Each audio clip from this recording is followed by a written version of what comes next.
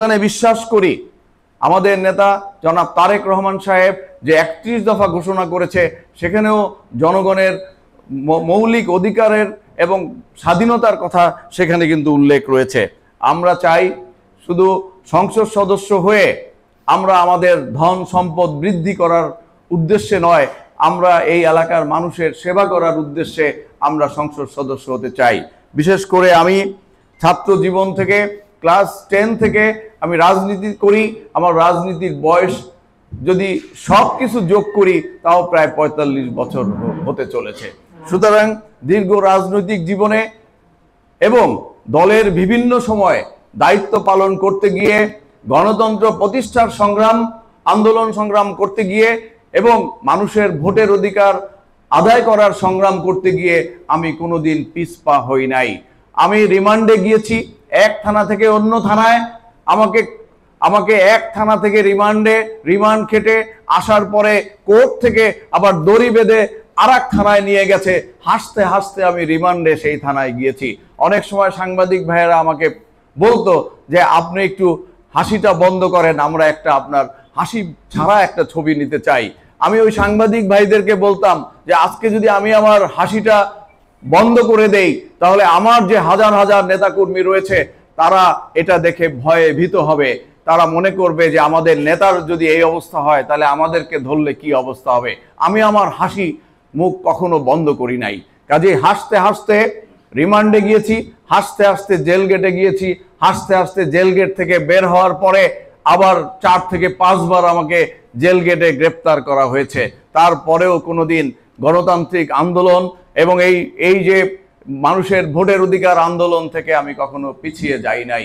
এবং যতদিন বেঁচে থাকবো এই দল করে, এই দলের কি পাবো, এই দল থেকে মনোনয়ন পাবো কি পাবো না সেটি আমার কাছে মুখ্য বিষয় নয়।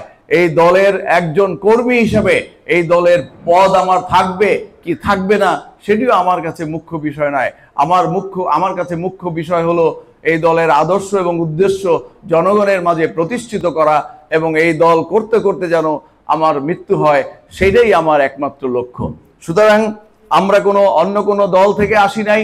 ছাত্র জীবনে যখন তেমন বুঝ হয় নাই, এরশাদ বিরোধী আন্দোলন, গণতান্ত্রিক আন্দোলন, গণতন্ত্রের জন্য আন্দোলন, তখন মনের মধ্যে যে চেতনা জাগ্রত হয়েছে যে এটি তো দেশপ্রেমের বিষয়।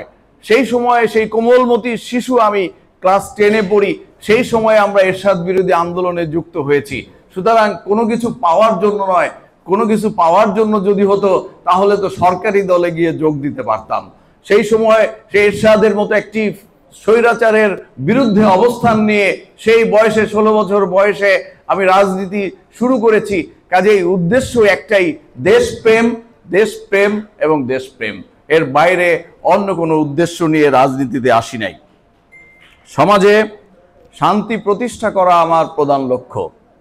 মানুষে যে বৈষম্য বিরোধী আন্দোলনে গত 24-এ আমাদের 1.5 থেকে 2,000 ছাত্র জনতা প্রাণ দিয়েছে।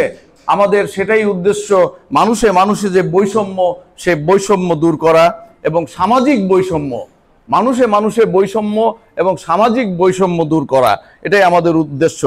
সোনারগাঁয়ে শিক্ষার হার নিয়ে আমি কমেন্টস করতে চাই না, কিন্তু সোনারগাঁয়ে শিক্ষার হার আরও বাড়ানো প্রয়োজন এবং শিক্ষার মান আরও বাড়ানো প্রয়োজন। যে স্কুল কলেজগুলো রয়েছে সেই স্কুল কলেজগুলোতে আরও মানসম্মত শিক্ষা ব্যবস্থা এবং সুযোগ সুবিধা বৃদ্ধি করে আমাদের এই অঞ্চলের মানুষদেরকে শিক্ষামুখী করা, স্কুলমুখী করা, কলেজমুখী করা। যেহেতু আমি একটা কলেজে শিক্ষকতা করি, আমার অভিজ্ঞতা থেকে আমি বলতে পারি যে কলেজে আমরা যারা রয়েছি শিক্ষক, আমরা প্রতিদিনই আসি, রুটিন অনুযায়ী আমরা ক্লাসে যাই, কিন্তু দেখা যায় যে একটা ক্লাসে 80 জন ছাত্র থাকার কথা, সেখানে 10 জন বসে আছে। কারণ তারা নিয়মিত বাসা থেকে যে সাপোর্ট, গার্জিয়ানদের যে সাপোর্ট থাকার কথা, সেই সাপোর্ট তারা পায় না। এবং অনেক ক্ষেত্রে গার্জিয়ানরা বলে যে কলেজে উঠলে প্রতিদিন কলেজে যেতে হয় না, ক্লাসে না গেলেও চলে।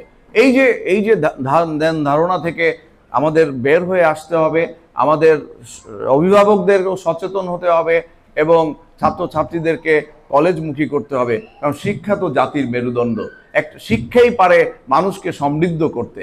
সুতরাং একটি একটি শতভাগ শিক্ষা উপযোগী একটি উপজেলা করতে হবে এই উপজেলাকে, এবং শতভাগ মানুষকে শিক্ষার আলোতে আলোকিত করতে হবে। এই উদ্দেশ্য নিয়ে আমি সোনারগাঁয়ের মানুষের পাশে থাকতে চাই। চিকিৎসার ক্ষেত্রে স্বাধীনের 54 বছর হয়ে গেছে, এখনো মানুষ একটি সুন্দর চিকিৎসা ব্যবস্থা থেকে বঞ্চিত। আমাদের অনেক হসপিটাল রয়েছে, সরকারি হসপিটাল, সে হসপিটালগুলোতে গেলে হয় ডাক্তার থাকে না, না হয় এক্স রে মেশিন নষ্ট, না হয় ওষুধ থাকে না। এগুলো আমরা প্রায়শই শুনে থাকি বা দেখে থাকি।